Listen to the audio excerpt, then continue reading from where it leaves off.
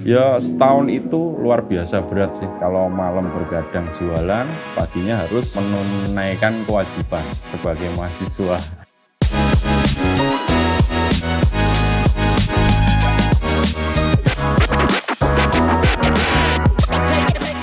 Suatu ketika kita juga pernah apes, pernah pesan 15 kilo itu delalah banjir bisa kelelep bagasi ini kecelup. Kopi ini beberapa kali rusak.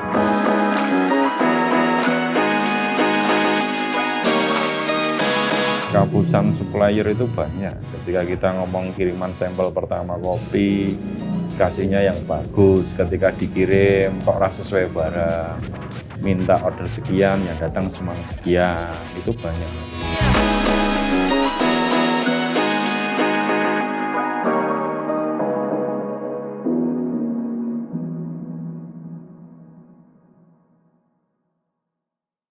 Oke, Assalamualaikum warahmatullahi wabarakatuh. Perkenalkan, nama saya Surya Kusumo Raharjo, umur 38 tahun, asal dari Klaten. Kebetulan saya owner di C Kopi. C Kopi adalah warung kopi yang beralamat di Mendungan, Pabelan, Kartosuro. Lebih tepatnya di UMS.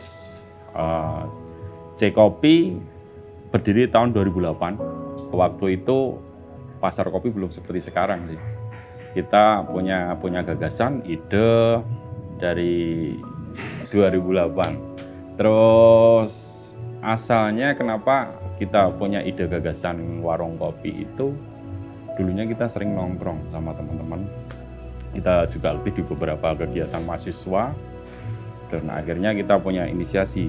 Wah, ini kelihatannya menarik ketika kita buka warung kopi ini kan gitu. 2008 saat itu warung kopi belum ada, bahkan kita seringkali ngopi ke luar kota, salah satunya di Blandongan, terus di Magetan, sama di Tangmangu kalau kita lagi boring. Ketika buka warung kopi itu dulu modal pertama dari orang tua. Kita dikasih pinjaman, dikasih modal itu 20 juta. Terus kita kebetulan juga ada beberapa teman-teman yang support, terus sama dikasih sama pacar itu support pokoknya. Terus akhirnya yowis kita nekat dengan modal 20 juta itu, kita nekat buka warung kopi. Dulu buka 2008 itu posisi status masih mahasiswa. Kalau malam jualan kopi sampai jam 2, jam setengah 3, bahkan sampai subuh. Terus kita jam 8 itu kita kuliah. Tapi ya sudah semester akhir sih Mas, kita sudah skripsi ya, tinggal skripsi. Cuman peralihan nama CS Kopi menjadi C Kopi itu sebenarnya sebuah ketidaksengajaan. Ketika kita membuat akun Twitter yang saat itu ramai, kita mencoba, ternyata CS Kopi itu sudah ada yang memakai. Jadi kita akhirnya C Kopi lah, kalau kita lebih enak disebut. Ya setahun itu luar biasa berat sih. Jadi kalau malam bergadang jualan, paginya harus menunaikan kewajiban sebagai mahasiswa.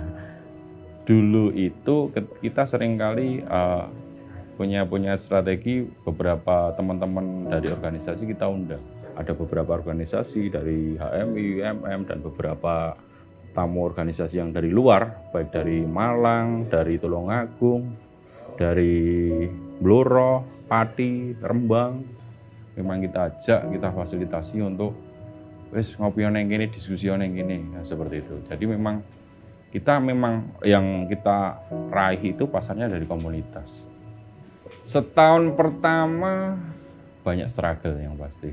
Pendapatan itu masih pasang surut, mengingat kos operasional kita ya lumayan tinggi lah. Kita ada 2 karyawan, terus harganya pun masih harga ya 1.500, 2.000 per cangkir. Omset pun terkadang ya kita sok blong, sok rame, tapi alhamdulillah berjalannya waktu gedok tular ketika kita mengadakan beberapa event untuk customer kita, event Liga Catur, Liga Lomba Gambar Rokok Lelet itu alhamdulillah animonya sangat bagus.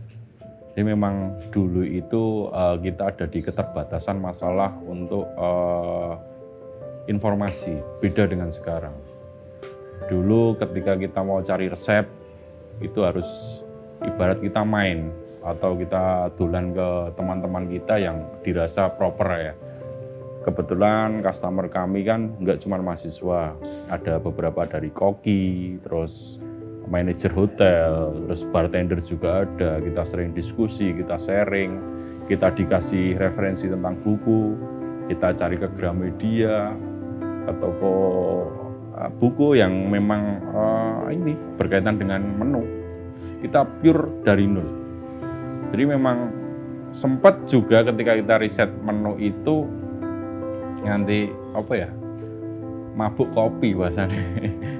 Karena kita riset menu yang dirasa belum ada dan kita menyajikan ke customer, paling tidak kita coba dulu, kita cek dulu.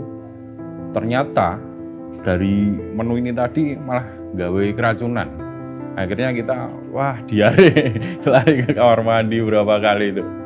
Wah, beda sama sekarang. Kalau sekarang kita lihat di Reels atau di YouTube atau di sosial media pasti semua ada. Kalau dulu beda, nggak seperti sekarang. Kalau untuk kesulitan, ya pasti. Karena untuk saat itu kan sosial media itu kalau nggak salah Facebook sih, Friendster, Facebook. Kita akhirnya membuat semacam flyer, terus kita minta tolong desain ke teman-teman ya pelanggan-pelanggan kita. Kita sebarkan ke fakultas-fakultas di UMS, karena targetnya jelas bahwa kita hanya meraih pasar area UMS saja sih.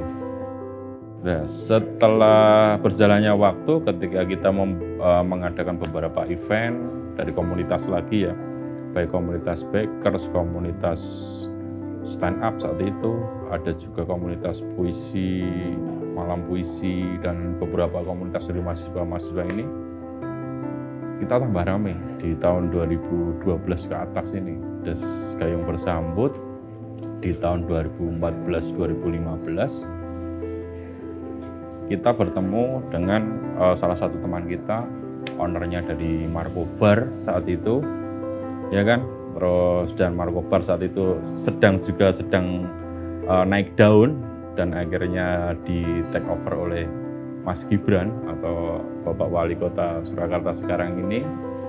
Akhirnya kita diajak untuk mendevelop beberapa produk yang dirasa enak atau dirasa bisa dijual seperti itu. Ketika kita masuk di Marco Bar, banyak pengalaman yang saya dapat. Setelah itu ya alhamdulillah semakin berkembang C-Kopi ini dan bisa diterima. Ternyata ketika disajikan di kota-kota seperti Jogja, Semarang, Surabaya ini, produk kita juga bisa diterima dan dirasa lumayan enak kan gitu. Akhirnya di tahun 2015 akhir 2016 kita mulai melirik unit food truck sebagai ekspansi bisnis selanjutnya. Ketika kita ngomong coffee shop itu equipmentnya terlalu besar lah. Dan ketika kita mulai perbandingkan antara upgrade alat atau kita invasi ke sektor bisnis yang memang masih relate, akhirnya kita memilih food truck sebagai tujuan bisnis selanjutnya. Dan awal-awal kita trial, kita coba di Jogja.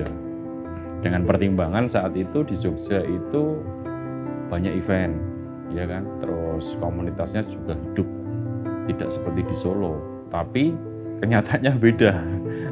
Ternyata di Jogja itu kita malah kesulitan. Dalam setahun itu kita cuman tidak ikut event ya, kita nggak terlalu sering. Kita buka reguler, tapi kenyataannya malah merugi untuk operasional. Dan akhirnya kita tarik lagi ke Solo, ke Mendungan gitu tadi. Terus kita lihat cari tempat di area Solo yang paling proper untuk saat itu Ngarsopuro. Ngarsopuro itu sebagai landmark pertama untuk food truck coffee di kota Solo. Dan alhamdulillah bisa diterima dengan baik Dan berjalannya waktu semakin ramai berkembang dan akhirnya muncul beberapa komunitas atau kompetitor yang lain yang juga pengen bisnis di segmen food truck. Akhirnya kita buatkan komunitas. Persaingan kalau untuk kopi zaman dulu itu unik. Jadi kalau dulu itu kan kita semacam ketika kita ngomong beli bahan kopi, kebetulan kita ada supplier dari Aceh, terus ada dari Bengkulu, juga ada dari Jambi. Dulu pertama kita kan barter, kita beli produk dari sana, terus dipaket ke lewat bis.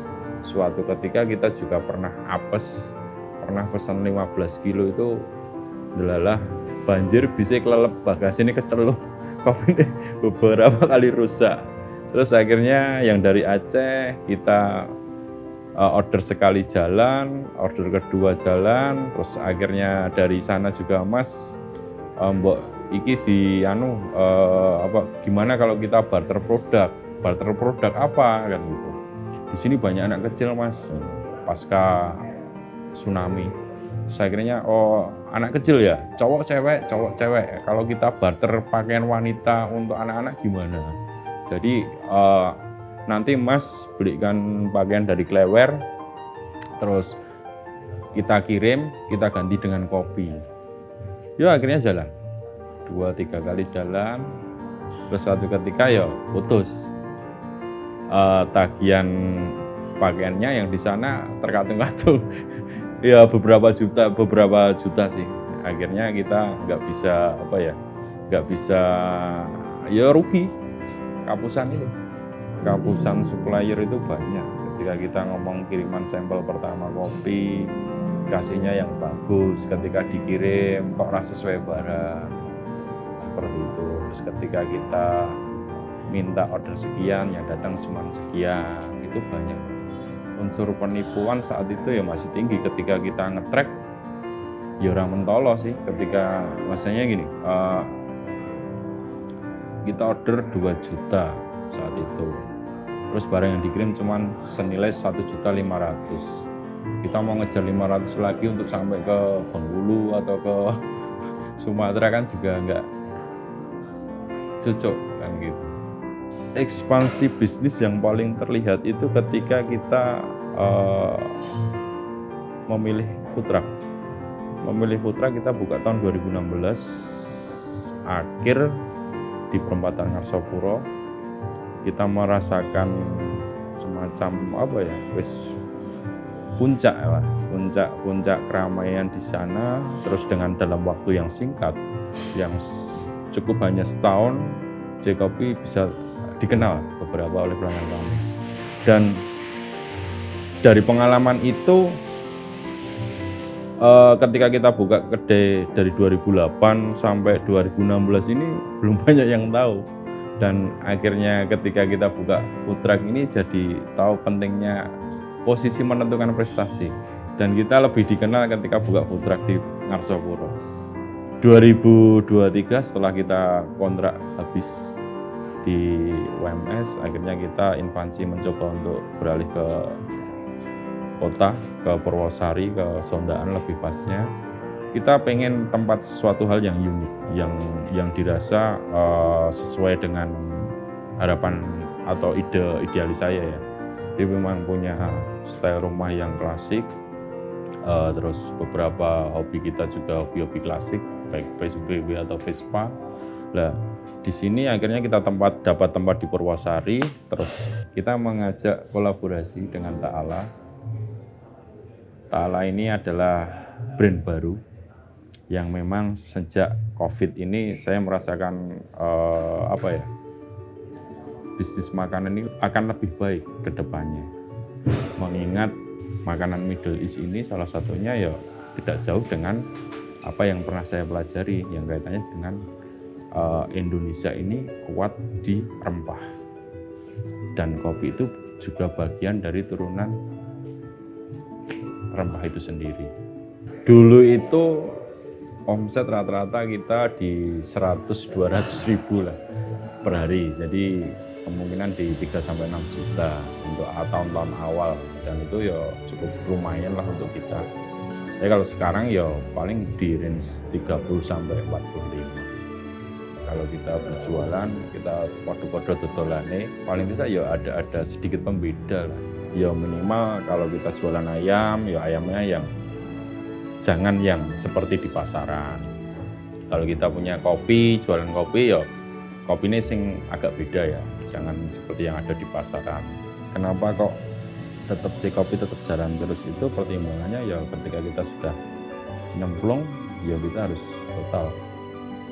Terus ketika kita memutuskan untuk mengambil ranah bisnis ini, kopi ini, meskipun angkanya tidak seperti bisnis yang lain, ini bagian dari hobi, ya kan? Dan alhamdulillah berjalannya waktu dari 2008 sampai sekian itu, sampai 2023 ini, ya masih ada margin, masih ada keuntungan.